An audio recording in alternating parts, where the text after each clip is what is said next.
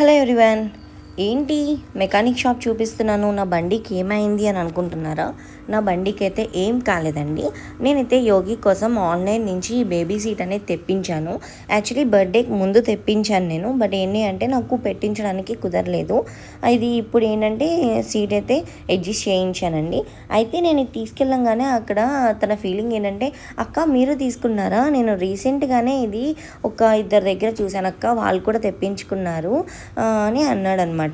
అయితే ఈ షాప్ ఏంటి అంటే మా ఇంటి దగ్గరనే ఉంటుందండి సందులో.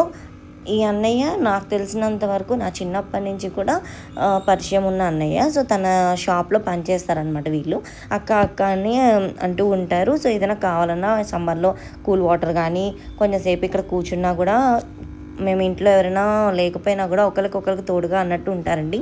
సో తీసుకెళ్ళగానే ఫిక్స్ అయితే చేసేసారు.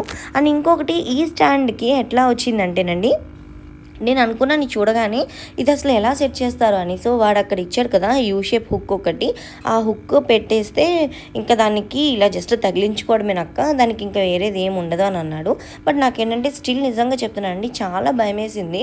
ఎందుకు అంటే అది సపోర్ట్గా ఏం లేదండి, జస్ట్ ఆ హుక్కు పెట్టేస్తే ఆగుతుందంట. కింద పొడుగ్గా స్టాండ్ ఇచ్చారు కదా, ఆ స్టాండ్ ఇట్లా ఓట్ పెట్టేది మా అక్క, అది మీకు ఎటువంటి ప్రాబ్లం రాదు, నేను ఇద్దరికి సెట్ చేశాను అని చెప్పి చూశాడు. అయితే ఈ ఇద్దరికి సెట్ చేసింది కూడా తిను కాదండి, అన్నయ్య సెట్ చేశాడు.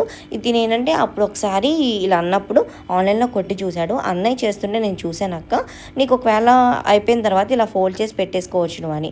సో నేను ఇంకా అది పెట్టించుకుని ఇంటికి వచ్చిన తర్వాత మా యోగి అయితే అక్కడ చూడండి సీట్ మీద కూర్చుని, నాకే తెచ్చావా సాయి, థ్యాంక్ యూ అని చెప్పిందండి. మా యోగికి ఏదైనా కూడా కొంచెం స్పెషల్గా దానికోసం చేసినట్లుగానే చేయాలండి. అలా అయితే చాలా హ్యాపీగా ఫీల్ అవుతుంది, అలాగే చాలా ఇష్టపడుతుందండి. నేనైతే అదే ఫాలో